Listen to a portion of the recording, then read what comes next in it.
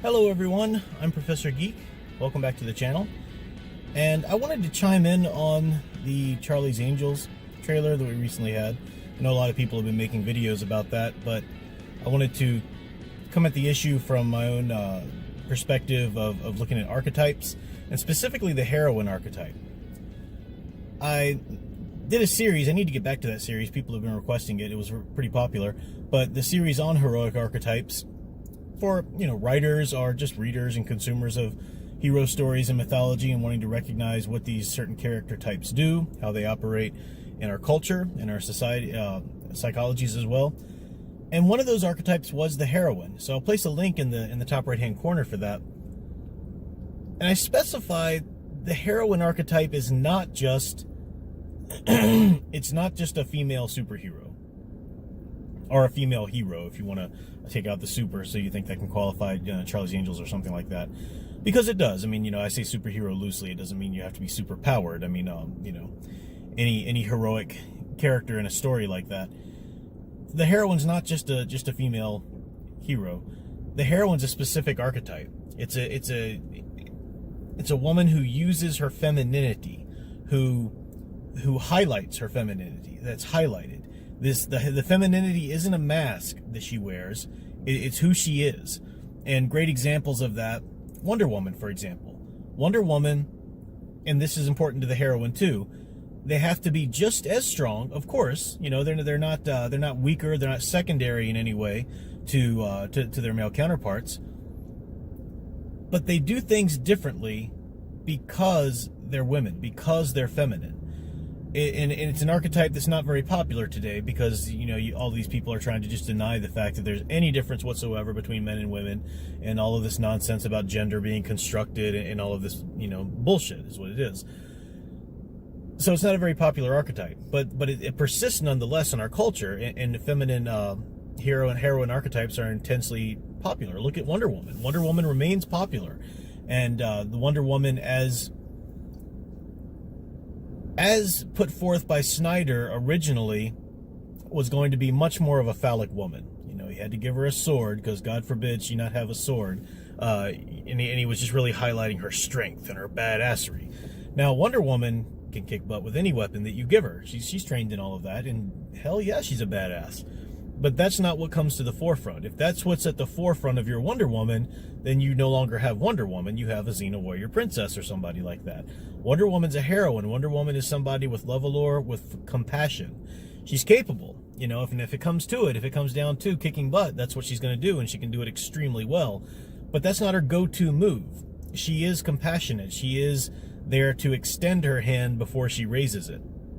And that's what Patty Jenkins tried to get back to a little bit in the first movie, but they still had to deal with so much Snyder carryover, and so that's why I wasn't really behind that one. But it looks like maybe they'll try to be going back to it fully in this next movie, so looking forward to seeing how that plays out. But I bring up that bit about Wonder Woman because she's a great example of a heroine, and I'm going to get to the Charlie's Angels here in a second. But I mentioned the Phallic Woman archetype as well. The Phallic Woman is not a very deep archetype, but it's pretty popular nonetheless. And a lot of heroine archetypes will start out as phallic women, and then as they're deepened, they'll grow into heroines. But the Phallic Woman, Freud would say that, basically this is the woman with the quote-unquote, the metaphorical penis, right? So, the woman with the sword or something like that. And that doesn't mean that every character, who's a female that happens to wield a weapon like a sword or a big gun is automatically a phallic woman. But it does, you take characters like, I used, for examples in that video, Ripley from Aliens. I even used Sarah Connor from Terminator. And, of course, then the diehard Ripley fans or the diehard Sarah Connor fans, how dare you? You don't know about this blah, blah, blah in here when they're clearly a mother. I'm talking about their place in the public consciousness, okay?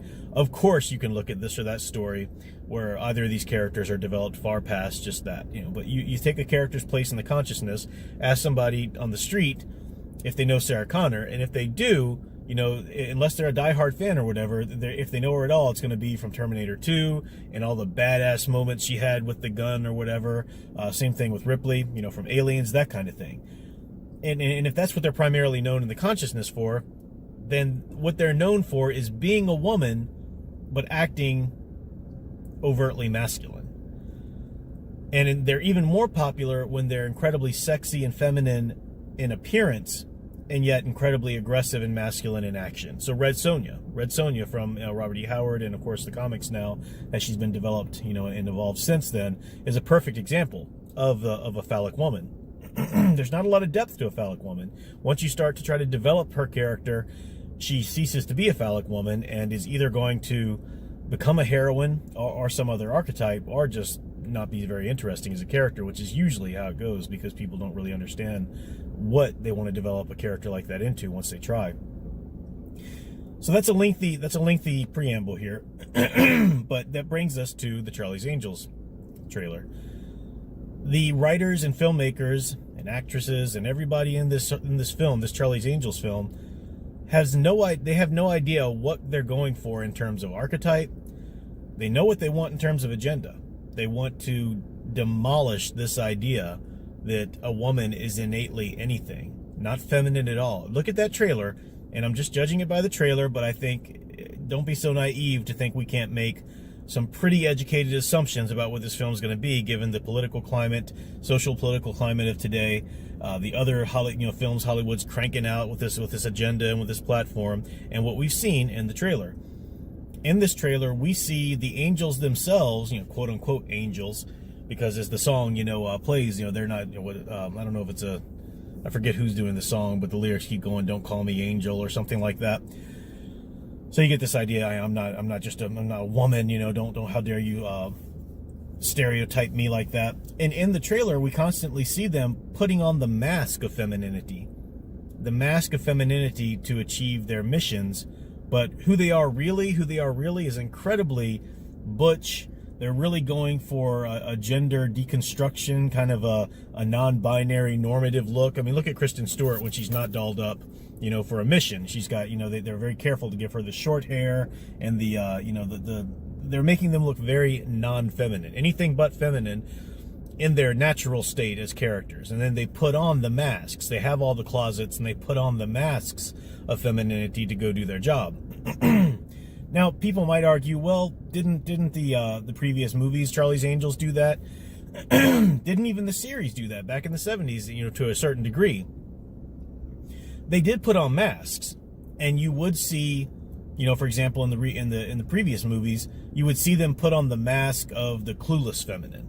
This is if you watch that Heroine Archetype video I did, I used Black Widow as an example too, and that she's somebody that uses her femininity and uses people's assumptions about femininity to her advantage. When she's interrogating, she comes across as the weak woman quite a bit, and people don't realize that she's been in control this whole time.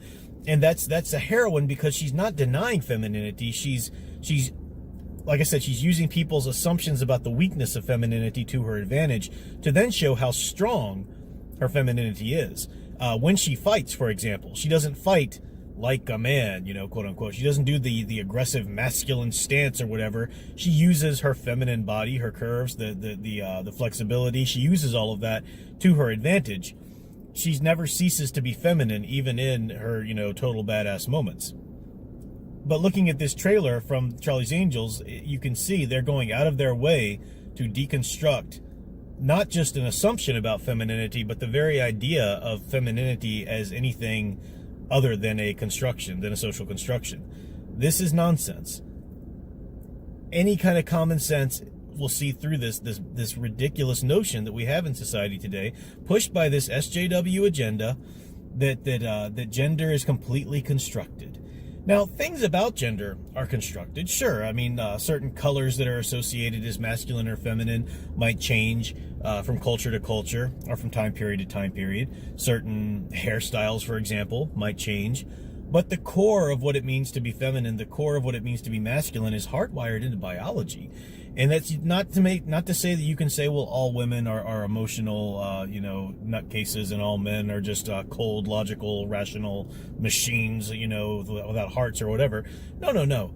But the science is there nonetheless. So you do have predilections towards this and towards that, and so there is something to an innate femininity and an innate masculinity. There are outliers, of course. You're going to have your odd exception here and there, but it's enough of a truth to just be considered the rule. That's how it works, and people don't like that. They want to just change the fabric of reality to smush into their SJW nonsense. And this is a problem, culturally, philosophically, or whatever. You can argue it in a number of different ways, but in the context of the Charlie's Angels film, we're talking about art and mythology. And it hurts art because you're trying to present a non-truth as though it's truth. And fiction is about truth. It really is. It's the truth inside the lie, as Stephen King says. And that's profound, and that's important, because, as I've said many times in this channel, good mythology, good fiction will take our lives, will take our real truths, our struggles, the real things that we go through in life, and recontextualize them in a fictional setting so that we can come at them in a different way and then gain a new understanding or new resonance about them. If you take a false truth, a lie, if you try to turn fiction from the truth inside the lie to a lie inside the lie, it's not going to resonate. It's not going to last. This Charlie's Angels film is here and gone. That's not even a remote chance of that, resonating with people.